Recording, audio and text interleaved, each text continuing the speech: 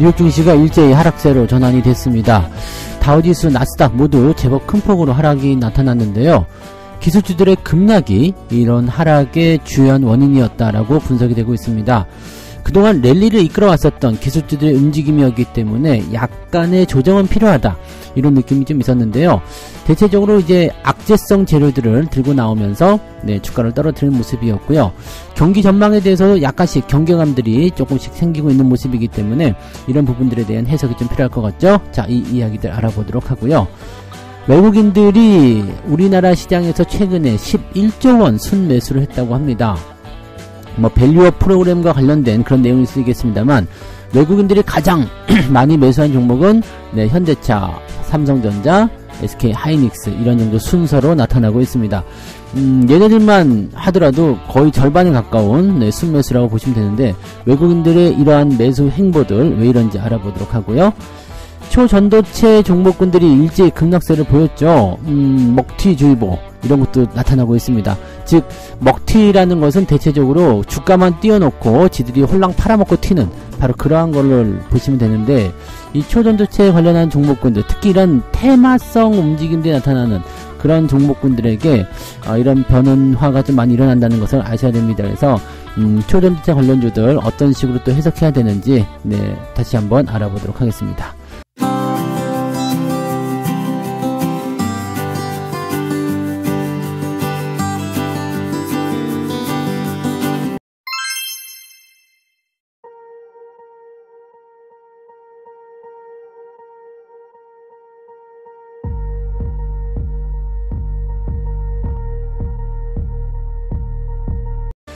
네, 반갑습니다. 오늘은 3월 6일 수요일입니다.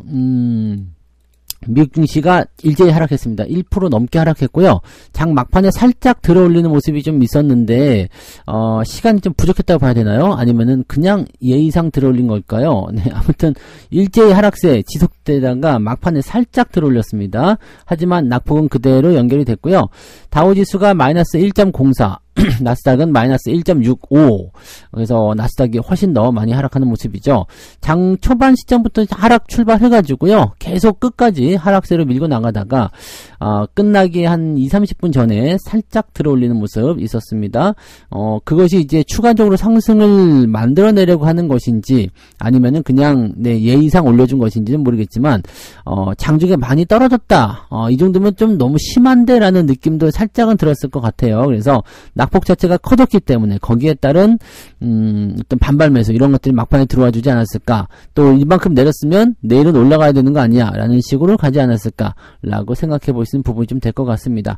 전체적으로는 주가가 어제 이어서 오늘까지 연결되는 모습이기 때문에 주가 하락이 연속되고 있다라고 우리가 판단해 볼 수 있는 내용이 되겠죠. 그래서 지난 주말장, 그 다음에 월요일장 모두 하락세를 보였다는 거, 이 정도 빠졌다라고 한다면은 뭔가 좀 안 좋은 게 있나? 라는 생각이 좀 들 것 같은데요. 네, 대체적으로 기술주들에게 악재들이 하나씩 섬사가 된 것 같은 느낌이에요. 자, 일단 애플 같은 경우 악재가 있었죠. 네, 연초 6주간 아이폰 판매량이 전년 대비 24% 급감을 했다. 어디서요? 중국에서.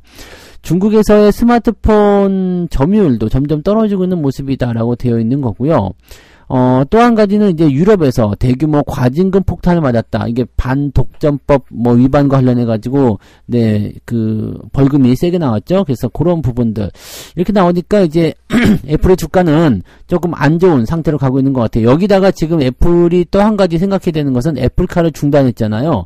그러니까 이런 거 나타나면서 여러 가지 악재가 좀 속속들이 나오고 있는 모습이다 되어 있죠. 그러니까 주가가 지속적으로 좀 하락세를 보이고 있습니다. 그리고 중국 쪽에서의 어떤 판매량 감소, 이거는 애플의 문제만은 아니기 때문에 꼭 중요하다라고 볼 수는 없겠습니다만, 전체적으로 큰 내용을 보게 되면 중국의 경기 둔화가 아직까지 지속되고 있다.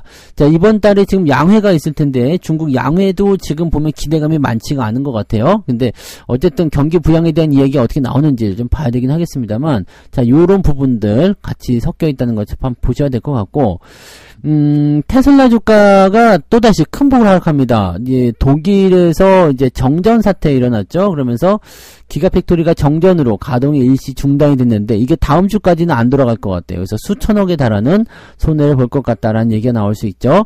자, 그다음에 또 중국에서 2월달 자동차 출하량이 크게 감소했다라는 소식이 전해지면서 하루 만에 급락세를 보여줬다. 자, 이런 건데요. 자, 지금 어제 7%, 그다음에 아니, 어제 4%죠. 어제 4%, 그저께 7%. 그래가지고, 순식간에 쭉쭉 떨어지는 모습이 나타나요. 낙폭 자체가 좀 커요. 그래서 이런 부분들이 조금 부담스럽게 작용되고 있다는 거 참고하실 필요가 있겠습니다. 반도체 기업 중에서는 AMD가 조금 하락세를 보였어요. 지금 중국 지역으로, 다 중국이네. 중국. 이놈의 중국 진짜 큰일이다. 그죠? 중국 쪽에 인공지능 AI 반도체 수출에, 제동이 걸렸다. 이런 얘기가 전해졌죠. 그러니까 수출 통제를 해라. 이런 식으로 얘기가 나왔습니다. 그래서 저사양 반도체에 대한 미국 정부 판매 승인을 받으려 했지만, 이것에 대해서는 별도의 수출 라이선스가 필요하다. 그러면서 승인을 못 해준 거예요. 그러니까 이렇게 나오니까 이제 AMD 같은 경우는, 중국 쪽으로 팔아먹기가 좀 애매해졌는데, 그러면 주가가 일단은 조금 떨어졌다가요, 다시 다 올려가지고 그냥 보합으로 끝났어요. 왜냐면 엔비디아 같은 경우도 아시잖아요. 이 저사양 칩을 중국에 팔지 마라 해가지고 요즘에 중국에서는 어떻게 해요? 지네들이 만든 AI 칩이라고 해가지고 그걸 사용하고 있다고 하는데 성능이 영 안 좋죠. 아무튼 그런 일들이 벌어지고 있는데 엔비디아 봐라. 엔비디아도 그렇게 하고 있지만 잘 가고 있다. 이렇게 얘기가 나오는 부분이죠. AI는 꼭 중국으로 들어가야 될 이유는 없어요. 중국 들어가는 순간 망하는 수가 있잖아요. 아무튼 그거는 뭐 좀 잘하는 거다라고 생각을 해볼 수도 있겠습니다만 아무튼 간에 뭐 미국 기업이 독식을 하든 어쨌든 간에 중국 지역으로 안 가도 전 세계에서 이용할 수 있는 게 AI가 아닐까 생각합니다. 그래서 그런 쪽으로 보시면 되는 거고, 마이크로소프트도 한 3% 정도 떨어졌고요. 아마존과 메타도 좀 떨어졌어요. 메타는 지금 뭐 페이스북, 그 다음에 인스타그램 접속 중단 사태가 좀 있었죠? 그것 때문에 이제 악재로 작용되었다라고 되어 있습니다. 넷플릭스도 떨어지고요. 그러니까 다 떨어졌어요. 근데 올라온 애가 있죠. 누구예요? AMD. 엔비디아는 오히려 또 0.8% 정도 올랐어요. 기술주 떨어지는 거, 그게 뭔데? 그 얘기가 나오죠. 그러니까 사람들이 이제 AI 쪽으로 더 많이 집중해야 된다. 이런 얘기가 나오는 거고, 이 기술주들이 떨어지더라도, 그거랑 나랑 무슨 상관? 엔비디아는 안 팔 거야. 뭐 이런 식으로 얘기가 나오는 거야. 이렇게 생각하시면 되겠죠. AI가, 지금은 어쨌든 제일 강하다고 보셔야 될 것 같아요. 자, 그런 것들에 대한 내용을 보면, 뉴욕 증시 전문가들도 이 조정은 굉장히 자연스러운 거다. 너무 올랐지 않느냐. 이렇게 얘기를 하고, 또 파월 의장의 이제 발언이 있잖아요. 이 부분을 앞두고서 이제 경계심이 있다라고 하는데, 사실은 이걸 가지고서 기술주가 움직일 만큼의 그런 정도의 시기는 지났습니다. 파월 의장이 뭐 말해왔자, 금리 인하를 뭐 언제 할 것이냐, 뭐 어떻게 할 것이냐, 뭐 한 얘기 또 할 겁니다. 그래서 이거는 별로 중요하지 않을 것 같아 보이고요. 이번 달에 FOMC도 그냥 형식적이죠. 그냥 뭐 한 얘기 또 하는 거고, 다 아는 얘기 또 하는 겁니다. 그래서 중요하게 생각하실 필요가 없는 부분인데 문제는 이제 이거예요. 시장이 계속 확장되고 있고 올라가고 있는데 이 상승 랠리에서 만약에 마이크로소프트, 애플, 엔비디아 이렇게 뭐 AI 쪽으로 연결될 수 있는 그런 종목들이 빠져나간다면, 그런 종목들이 안 오른다면 과연 시장이 계속 올라갈 수 있겠느냐라는 거죠. 그러니까 지금 시장이 확장되고 있는 주체를 정확하게 알아야 한다. 그리고 거기에 대한 투자를 확장해야 된다. 뭐 이런 식으로 보시면 된다는 얘기죠. 그래서 지금 미국 시장 같은 경우는요, 이 전체적으로 끌고 올라가는 애들이 있죠. 대장주. 우리나라도 마찬가지예요. 먼저 치고 올라가는 대장주가 길을 열어놓고 나면 걔네들이 이제 성장이 어느 정도까지 올라간 이후에 좀 주춤해질 거 아니에요. 그 시기를 통해서 2차적인 종목군들이 치고 올라가는 그런 장세가 만들어지게 됩니다. 그럴 때 우리가 준비해야 되는 것이 큰 종목들에서 딸려 나오는 조그만 종목들. 우리나라 치면 자, AI 반도체가 치고 나갔다. 그러면 그 뒤에 있는 소부장들이 따라붙게 되는 겁니다. 그래서 그런 쪽으로 투자를 확장해 나가면서 상승장이 나오는 거거든요. 그러니까 이런 부분들을 보셔야 돼요. 그래서 조정이 나왔다, 주가가 좀 밀렸다 해가지고 거기에서 뒤로 물러서거나 주춤거리면 안 돼요. 그냥 이런 시점에서 어느 쪽으로 수급이 이동하는지를 잘 체크하신 다음에 진행을 해주셔야 될 필요성이 있다는 얘기입니다. 그래서 그런 부분도 체크하시고요. 뭐 비트코인도 갑자기 또 이제 미국장이 미국장 따라서 비트코인 움직이는 거 아니에요? 사상 최고치 찍다가 갑자기 또 급락하는 모습 보여지는데, 뭐, 걔네는 어떤 세계에서 살고 있는지 모르겠습니다만, 아무튼, 비트코인, 뭐, 금값, 요즘에 뭐 이런 것들 전체적으로 나온다. 뭐, 비트코인을 근데 두고서 뭐, 금리 인하의 대체제다, 뭐, 이렇게 얘기를 또 하고 있다고 하는데, 그거는 진짜 귀에 걸면 귀걸이, 코에 걸면 코걸이, 뭐, 금리 인상의 대체제로 또 나오지 않았었어요? 그리고, 뭐, 비트코인을 예전에 얘기할 때, 뭐 경기 부진의 대체제, 그러다가 경기 호황의 대체제, 도대체 뭐 다 대체제야. 네, 아무튼 네, 그런 일들도 있다. 네, 투자자들의 심리가 근데 조금씩 살아나고 있는 것 같다, 이렇게 느껴지는 거죠. 자, 국내 증시 역시도 마찬가지죠. 오늘 조금 떨어질 수도 있겠습니다만, 어제 우리 증시는 조금 내려앉는 모습이 좀 있었기 때문에 오늘은 2차전지 쪽으로의 부담감만 조금 진행될 것 같은 느낌이고요.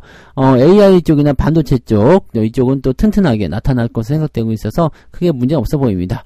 자, 그것을 뒷받침해 주는 게 이제 두 번째 이야기인데, 외국인들의 매수가 엄청 들어오고 있다는 거잖아요. 코스피를 무려 11조 원을 쓸어 담았다, 외국인들이요.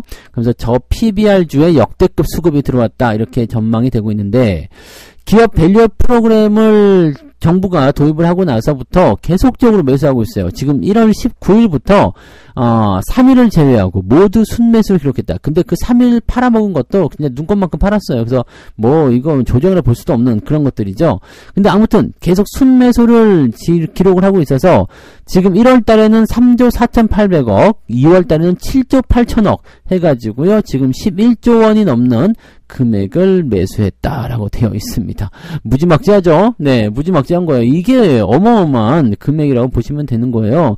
11조 원. 이야, 이 11조 원을, 이게 그냥 말이 11조 원이고 우리가 쉽게 조조 하니까 이제 조 단위로 가는 그런 부분들이 단위가 가벼워 보이지만 이게 어마어마한 돈입니다. 11조면은요.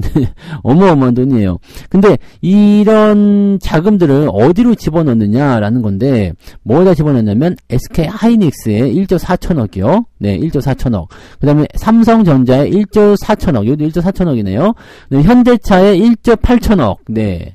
이게 다예요. 지금 이 세 가지를 가지고서 지금 보면은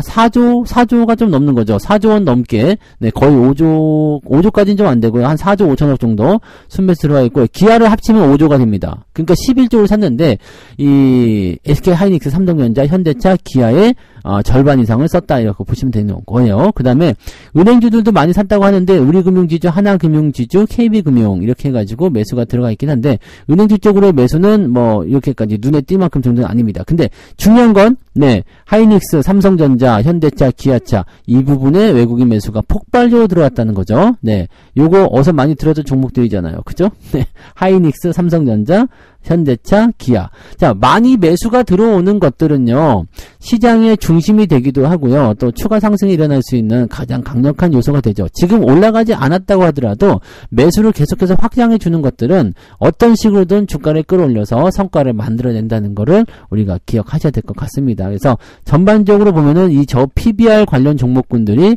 지속적으로 상승하고 있고, 외국인 투자자가 이런 기회를 통해서 계속해서 지분을 확보해 나가고 있는 상황이다라고 보셔야 됩니다. 이제 반면에 이 밸류업 정책에 대한 부분들이 뭐 계속 연결고리가 있겠느냐, 더 들어올 수 있겠느냐라는 식으로 좀 이제 분석이 좀 될 수도 있어요.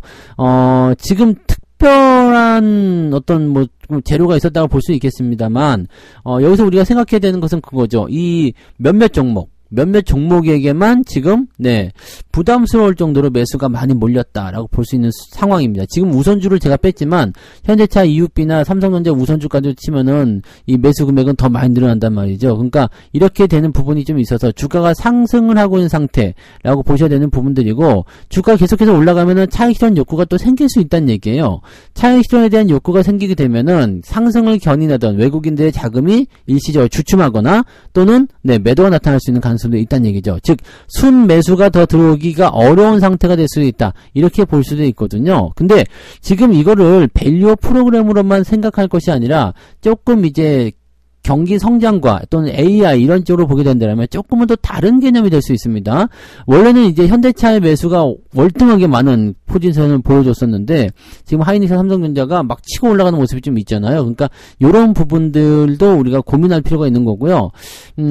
이 시장에 대한 어떤 전체적인 저평가 밸류업에 대한 부분들은 지금 외국인들이 가장 바라고 있는 것 중에 하나이기도 하죠. 왜냐면 주주 환원 정책을 통해서 배당금도 높이고 주가도 올리고 저평가 국면을 해소하겠다라는 의지로 가야 되는 거기 때문에 이렇게 됐을 경우에는요, 결과적으로는 이 해당 종목들에 대한 주가가 더 많이 상승할 수밖에 없습니다. 지금 반도체 같은 경우는 밸류업이랑 조금 달라요. 얘네들은 사실 저평가로 보기 어렵습니다. 그리고 성장주 개념으로 들어가야 되기 때문에 얘네는 배당도 적어요. 하지만 주가 상승률이 높기 때문에 이쪽으로 매수가 몰리는 거다 보시면 되는 거고요. 자동차나 또는 금융 섹터 이런 쪽은 원래 주가 상승률이 그렇게 크진 않았었잖아요. 근데 그런 부분들 때문에 주가가 더 크게 뛸 수 있는 이 밸류업 프로그램의 수혜주다라 볼 수 있는 거고, 자동차는 성장까지 같이 포함시켜 놓고 있기 때문에 금융주 섹터보다도 자동차가 훨씬 더 강하게 나타날 수밖에 없다. 이렇게 판단을 하시면 되는 거죠. 그러니까 구분을 잘 지어서 투자하시면 밸류업에 대한 부분들 충분히 우리가 잘 활용하실 수 있을 것 같다 생각되고요. 그 다음에 주주 환원 정책을 통한 어떤 그런 부분들은요, 아직 모멘텀이 남아있기 때문에 관련 종목군들 갖고 계신 분들은 조금씩 변화가 있다고 하더라도요, 네, 너무 급하게 빠르게 대응한다기보다도 조금 천천히 대응하실 필요성이 있다, 이렇게 보시면 되겠습니다. 아직까지는 네, 느긋하게 좀 보유하셔도 별 문제는 없을 것 같아 보여요. 네, 참고하시고요. 자, 세 번째 이야기 갑니다. 초전도체, 어제도 잠깐 해드렸었는데, 이 초전도체에 대한 어떤 이야기가 맹탕, 요즘에 이제 맹탕이 유행인가? 네, 뭐, 밸류업 프로그램도 맹탕 그러더니, 초전도체도 맹탕, 네, 맹탕. 맹탕. 지금 초전도체 연구 결과 발표가 있었잖아요. 근데 너무 실망스럽다. 이게 뭐냐. 또 사진, 영상 갖다 놓고서 이게 뭐 하는 거냐. 이렇게 얘기가 나오는 거란 말이에요. 그러니까 이거 예전에 제가 한번 말씀드렸죠. LK99에 대한 부분들이 정확하게, 명확하게 증명이 되지 않은 상태에서 이것을 다시 한다. 근데 그때 LK99도 초전도체라고 아주 우겼었잖아요. 근데 지금 또 새롭게 내보내는 것도 이렇게 LK99에서 뭔가 조금 해가지고요. 추가해가지고 만들어낸 게 이제 이 PC 포스 SOS인가 뭐 이거잖아요. 그러니까 요건데 요것도 애매하지 않느냐라는 식으로 지금 얘기를 해드렸었던 부분이죠. 그래서 저는 뭐 신상 델타테크라든지 이런 것들 주식을 다 팔았잖아요. 한 주씩 남았습니다. 다 팔았는데 지금 보니까 여기 신성 델타테크 부사장이 소유하고 있던 지분 14,000주가 또 장내 매도가 나왔어요. 내가 먼저 팔았어요. 네, 근데 이렇게 팔았죠. 그러면서 주가가 크게 떨어지는 모습이 있었습니다. 그 외에도 이제 다른 종목들, 네, 떨어지는 거 파워로직스, 서남, 덕성, 모비스 등등등이 계속해서 떨어지는 모습들이죠. 요즘에는 이런 연결고리가 있는 종목군들이 많이 떨어지는 형태가 되어 있다라고 보시면 됩니다. 사실 신성 델타테크는요, 세탁기, 냉장고, 청소기 이런 생활 가전이요. 그 다음에 2차전지 부품 생산 또는 뭐 이런 것들이 엮여 있기는 한데, 이게 지금 4조 원까지 올라갈 그런 깜은 아니다라고 판단해보는 내용인 거죠. 네. 그냥 지분이 조금 엮여 있다고 합니다. 네. 그런 정도라고. 그러니까 1년 전에는 시총이 2,500억이었는데 지금 4조 원이다. 이게, 물론 저는 이제 그걸 통해서 돈을 많이 벌었어요. 그래서 좋기는 하지만 이거는 사실 상식적으로 이해가 될 수 있는 부분이 아니라는 거죠. 네. 원래는 초전도체라는 것에 대해 생각도 안 했었어요. 근데 이런 식으로 나온다는 것은 조금 애매한 거죠. 네. 자, 그 외에도 여러 가지가 많이 있습니다. 네. 지금 보면은 신성 델타테크와 비슷한 뭐 그런 부분들로 해서 올라간 것들도 있죠. 뭐 관련이 없어. 나는 초전도체가 아니야 라고 하는데도 네, 그냥 막 치고 올라갔던 애들이 있으니까 그런 것들도 있고요. CCS 같은 경우 이제 대부분의 그 중요한 부분인데, 이 CCS 때문에 피해 보시는 분들 많이 있으실 것 같아요. 충북에서 종합 유선 방송을 영위하는 기업이에요. 그런데 초전도체 개발과 관련된 인사들을 신규 이사로 선임하면서 주가가 크게 상승했다. 네, 그렇게 되어 있고요. 여기에서 나오는 이제 여러 가지 이쪽 관련되어 있는 그런 애들 투자 뭐라고 해야 되나요? 투자 조합이라 해야 되나요? 이런 쪽에서 지금 연결된 것들이 아센디오, 다보링크 이런 것들 연결돼 있잖아요. 근데 좀 애매해요. 이 아센디오 같은 경우는 연예기획사잖아요. 연예기획사인데 갑자기 사업 목적에 초전도체 관련 사업을 추가했어요. 그래서 주가가 뛰었어요. 주가가 빵 하고 뛰었거든요. 그리고 나서 주요 주주들이 주식을 팔아먹었다.